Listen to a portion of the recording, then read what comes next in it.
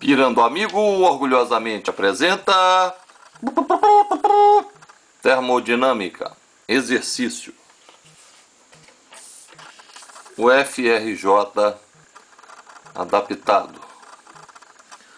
Um gás ideal se encontra em um estado de equilíbrio termodinâmico A, no qual tem o volume VO 24 metros cúbicos e pressão PO 6 newtons por metro quadrado conhecidos.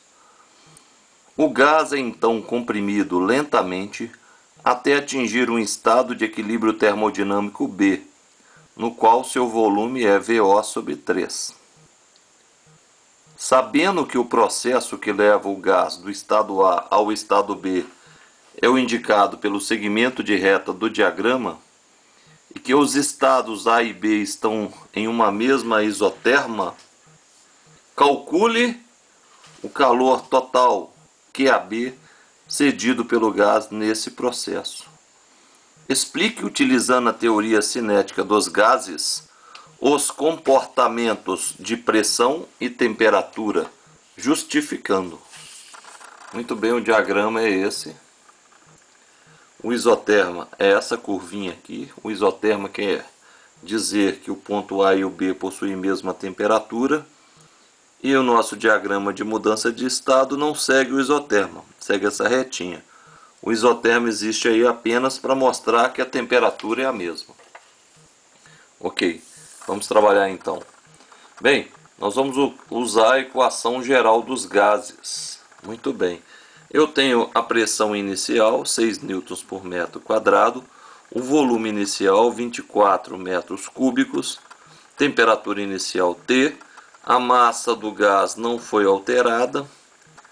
Eu quero achar a pressão no ponto B, ou pressão 1.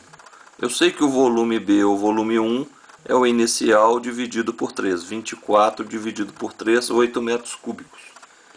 Então, utilizando a equação geral dos gases, eu vou achar a pressão 1 inicialmente. Bem, PV-nRT. O N é constante nesse caso, devido ao fato da massa do gás não ter sido alterada, e a temperatura também é constante. O R sempre vai ser constante. Então ficou PV é constante. Então PVO P1V1. Então 6 vezes 24 é igual a P1 vezes 8. O P1 vai ser 18 newtons por metro quadrado. Muito bem. Eu poderia calcular a nova pressão também por proporcionalidade.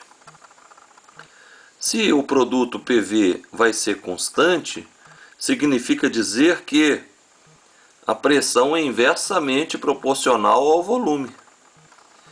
A pressão aumenta na mesma proporção que o volume diminui. A pressão diminui na mesma proporção que o volume aumenta. Isso são grandezas inversamente proporcionais. Então o que eu tinha? Eu tinha no ponto A, no ponto 0, um volume de 24 metros cúbicos e uma pressão de 6 newtons por metro quadrado. No ponto B, eu sei que o volume passou a ser 8 metros cúbicos. Então, de 24 para 8, diminuiu 3 vezes, ou seja, foi dividido por 3. Como é inversamente proporcional, a pressão vai ter que ser, se o volume foi dividido por 3, a pressão tem que ser multiplicada por 3. 6 vezes 3, 18. Então a pressão no ponto B, 18 newtons por metro quadrado. Muito bem. Então meu diagrama ficou dessa maneira.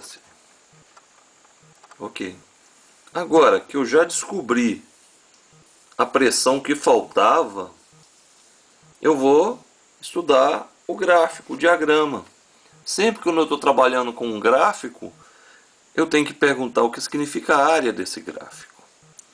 Então, no gráfico PV, pressão e volume, a área quer dizer o trabalho, não é? Mas como que a gente descobriu isso? Para a gente descobrir o significado da área, a gente multiplica. Então, o que significa P vezes V? Vamos no formulário e vamos achar o seguinte.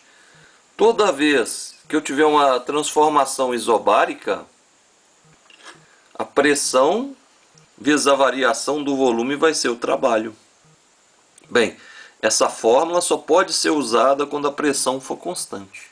Então, se eu quiser calcular o trabalho é pressão vezes ΔV. Muito bem. Agora, neste caso, a pressão não é constante. A pressão era 6 e foi subindo gradativamente até 18. Então, a pressão é variável. Então, como calcular o trabalho, então? O trabalho é a área do gráfico.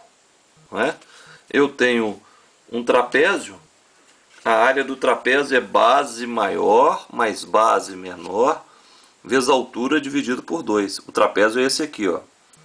Dessa linha reta aqui até aqui embaixo.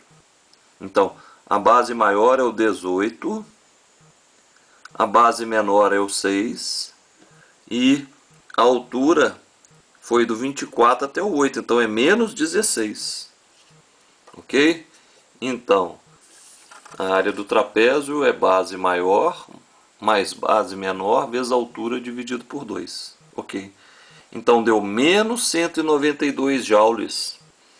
Significa dizer que o trabalho foi realizado sobre o sistema. Ok? Daqui a pouco nós vamos entender o que é isso. Significa dizer também que o gás foi comprimido. Muito bem. Se eu tiver dificuldade de encontrar a área do trapézio, eu posso fazer essa figura se transformar em duas outras figuras conhecidas. Um retângulo e um triângulo. Basta calcular as áreas. A área total vai ser a soma da área do triângulo mais do retângulo. A área do triângulo está aqui, ó, inverti a ordem. É base, quanto que é a base? Menos 16 vezes a altura. Dos 6 até o 18, 12. Menos 16 vezes 12 dividido por 2. Ok. A área do retângulo é base vezes altura. Menos 16 vezes 6. Então a gente pode ver, se eu calcular o trabalho pelas áreas, também vai dar certo. Que é a mesma coisa se eu calcular uma área só. A área do trapézio. Bem, o que fala a primeira lei da termodinâmica? A primeira lei da termodinâmica fala que o calor cedido ou recebido é igual à variação da energia interna mais o trabalho. Essa é uma lei de conservação de energia. Então, se o gás foi comprimido, se o volume diminuiu, o trabalho é negativo. Se foi sem mudar a temperatura, porque o ponto A e B estão na mesma isoterma, foi uma compressão isotérmica. Compressão porque diminuiu o volume, isotérmica porque permaneceu com a mesma temperatura. O ΔU aqui é variação de energia interna. Energia interna tem a ver com temperatura. Se eu variar a energia interna, eu variei a temperatura. Como a temperatura esteve constante, não é? A minha variação de energia interna é zero. O trabalho foi negativo, menos 192 joules. Então, o que a quantidade de calor também vai ser menos 192. Quando eu tenho a quantidade de calor menos 192, quer dizer que o sistema liberou calor. Então, aqui está a situação. Eu tenho um trabalho exercido sobre o sistema. Pode ver que o volume onde o gás está contido vai diminuir, que o êmbolo vai se movimentar para cá. Então, trabalho realizado sobre o sistema, eu estou jogando energia no sistema. Como eu permaneci com a mesma temperatura, a energia interna permaneceu inalterada, ΔU igual a zero. Então, essa energia que eu recebi, eu vou liberar sob forma de calor. Ok? A mesma energia que eu recebi, eu liberei sob forma de calor. Fazendo análise com a energia cinética. Ok? O que eu tenho? Se a temperatura permaneceu inalterada, a energia cinética média das moléculas permaneceu constante. Então, a velocidade das moléculas permaneceu o mesmo, mas o volume diminuiu. Se o volume diminuiu, Isso quer dizer que o espaço em que as moléculas estão contidas ficou menor. Então, bem, eu tenho o mesmo número de moléculas, vibrando do mesmo jeito, com a mesma velocidade, contidas em um recipiente menor, vou ter mais batidas de moléculas na parede do recipiente. Então isso quer dizer que a pressão aumentou. Porque o que é pressão? Pressão são o número de colisões das moléculas na parede do recipiente.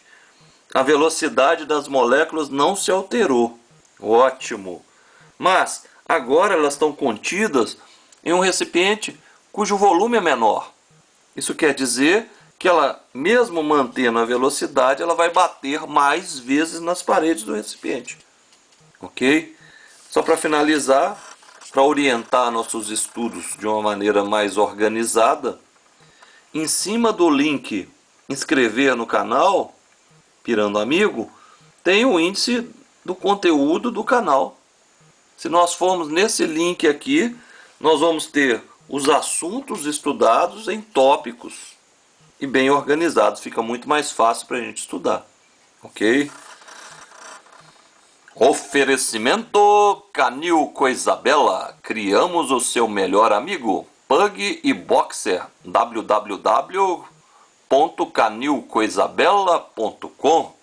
Muito obrigado pela atenção.